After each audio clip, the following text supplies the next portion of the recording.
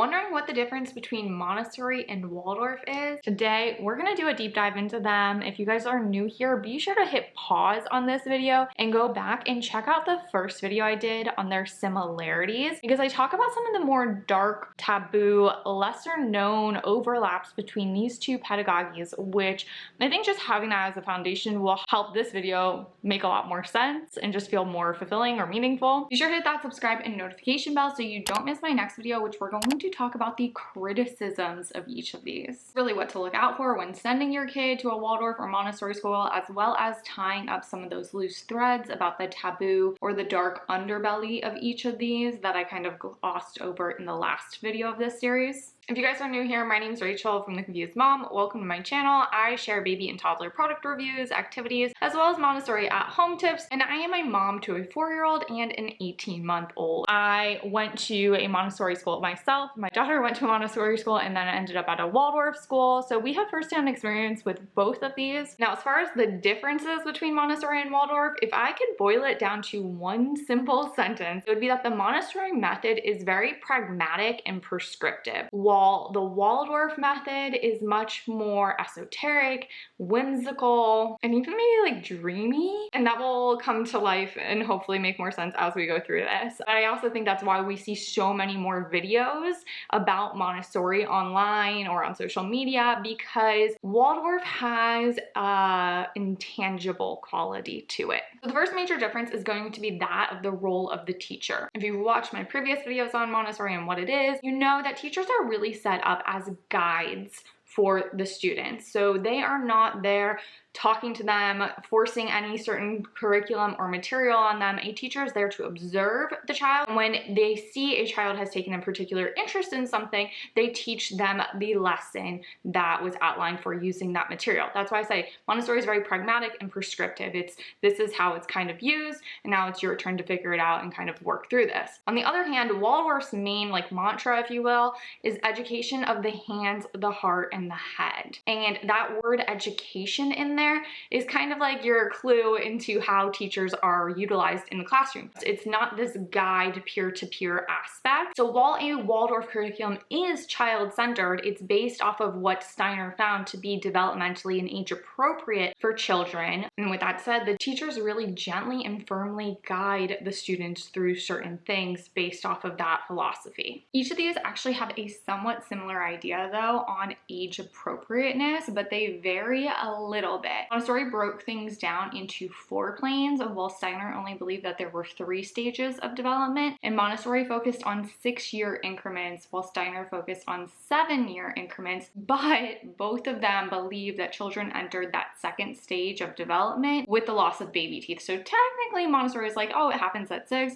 Steiner's like, it happens at 7. That's just because people like things to fit neatly in boxes. Another major difference is going to be peers. In Montessori, the classes are multi-age grouped by 3 years. 3 to 6-year-olds will be in one class, 6 to 9-year-olds will be in one, and 9 to 12-year-olds will be in another. Whereas in Waldorf, you are really only with kids of your same age. However, in some Waldorf schools, your teacher will actually follow you through the entire school. The next difference is going to be around play. So play is actually defined as engagement in an activity for the joy of it. And I think some adults might forget this when they look at a Montessori classroom and they say, how is that considered play? Like, that's not what play is supposed to look like. Montessori understood though that children have an innate desire to do what the adults are doing, to model what is going on in their world around them. And that engagement in practical life skills brings joy to kids, and thus can be defined as play, which is why a lot of the things you might see in a Montessori classroom may not particularly look like play to adults, but they are a form of play for children. However, most adults, when they think of play, they actually think more of a Waldorf classroom. Now, that's not to say Montessori kids don't engage in pretend play, because they certainly do, but the whimsical aspect is really seen more in a Waldorf. They are wearing silks and have pretend crowns and swords, this more fantasy-based play. Again, that's not to say that Montessori kids are not allowed to play in fantasy. It's just the very structure of the way, and I'll talk more about this in the fantasy section, that material is introduced to kids in the two really kind of shapes what that play ultimately looks like. So I should just talk about fantasy now then on that note, which is really where I think in early childhood, the two vary the absolute most. Montessori, there is no fantasy until after 6 or 7 years old, whereas in Waldorf, it's a major focus from the beginning. Montessori really believed in giving children concrete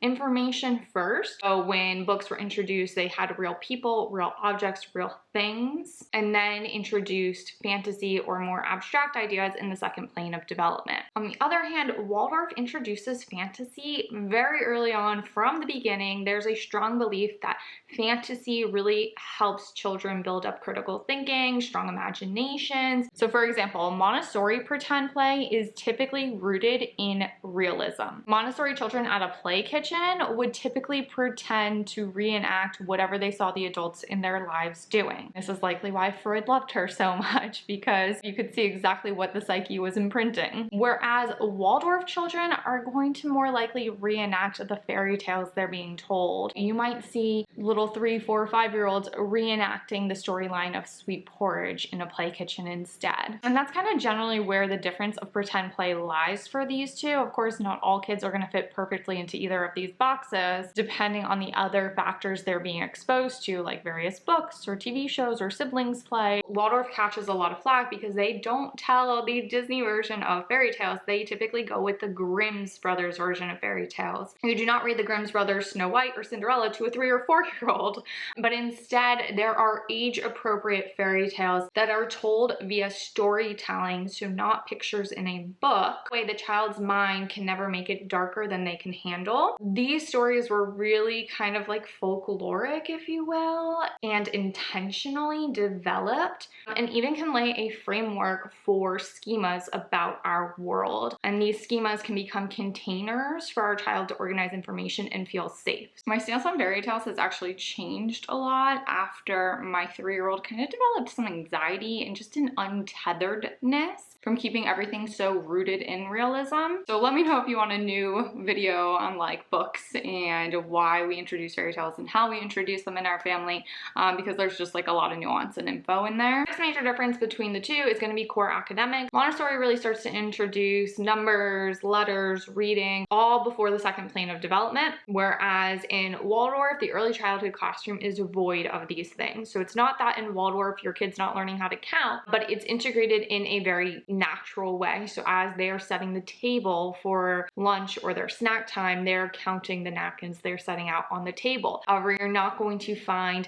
arithmetic manipulatives like you would in a Montessori classroom. Beyond that, the big, huge difference here is that in Waldorf, letters and reading are not introduced whatsoever until the age of 7 years old, which is quite different than in Montessori, where like I know when I was graduating to kindergarten or first grade, pretty much everyone in my Montessori class knew how to read or write. So the next major difference is going to be the atmosphere of these classrooms. In my opinion, whenever people are sharing stuff on social media, myself included, and calling it Montessori, they're typically really referencing Waldorf and not Montessori. I think Montessori classrooms are very stark and cold compared to, and even a little sensory overwhelming compared to a Waldorf classroom setting. In a Montessori classroom, everything does have a place. It's neatly organized. Materials are laid out on trays for kids to go ahead and pull. There's mats for them to roll out on the floor to put their tray as their little workstation. So there's a lot of organization and containers set up, but there's like a lot of small parts, and the color palette of Montessori is essentially like royal blue, bright red, bright like foresty kind of green, and like a yellowish hue in that old school wooden desk type of way. So it kind of feels a little harsh on my eyes when I'm in a Montessori classroom personally,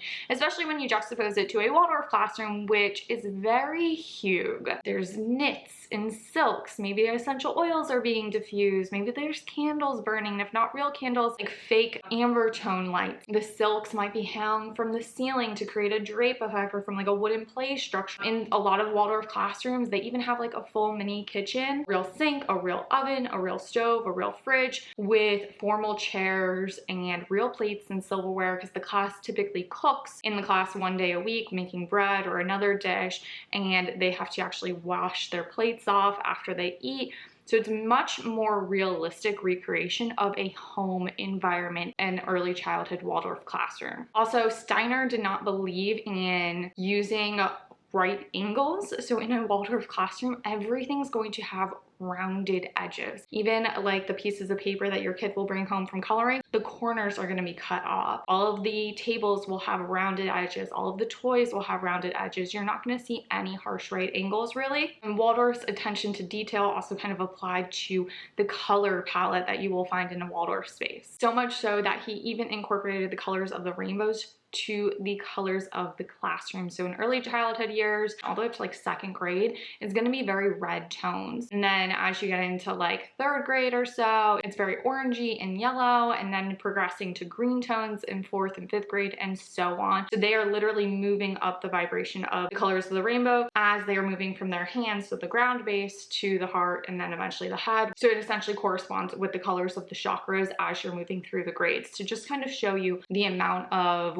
esoteric influence in Waldorf. So with that said, because Steiner really focused on using the colors of the rainbow, there's no white crayon or black crayon typically introduced into a Waldorf school. Now this has gained a lot of criticism over the years as a racist decision due to some of Steiner's views later in life, and we'll talk more about that in the criticism section because there's a lot to unpack there, which I am just going to scratch the very tippity iceberg of. So as far as the materials you're going to find in each of these classrooms, so the materials in a Montessori classroom were typically the ones developed by Dr. Maria Montessori herself. The teacher gives the child the initial lesson on how to use the materials, and then the child works with them independently or can ask peers or the teacher for help. Whereas in a Waldorf classroom, everything is typically handmade, with children eventually learning how to make their own toys and materials. So for instance, my daughter came home her first day from Waldorf having made little beeswax bunnies. She learned how to make wool balls. She learned how to make a hand kite. You are really making your own toys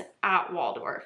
And as children get older, they are all required to learn how to play an instrument and make the carrying case for their instruments. And then with their esoteric and spiritual beliefs, religion really isn't brought into the classroom here. However, due to her beliefs from the Theosophical Society, which we talked about in the first video, she definitely had a belief of the interconnectedness of the universe, which you can see infused in the curriculum in later years. And then for Waldorf, there actually is no religious affiliation either, and there is that belief of the interconnectedness or oneness of the universe as well, but the way that manifests in a Waldorf curriculum looks very different than in the Montessori curriculum. So there's eurythmy and different lessons designed, without saying the words reincarnation, to teach kids how to move through these different like mini births and deaths that go through in the journey of human. Don't forget to hit that subscribe and notification bell so you don't miss my next video on the criticisms of each of these. In the meantime, go back, check out the video on similarities, check out my Montessori at Home series. As always, my name's Rachel. Have a good one.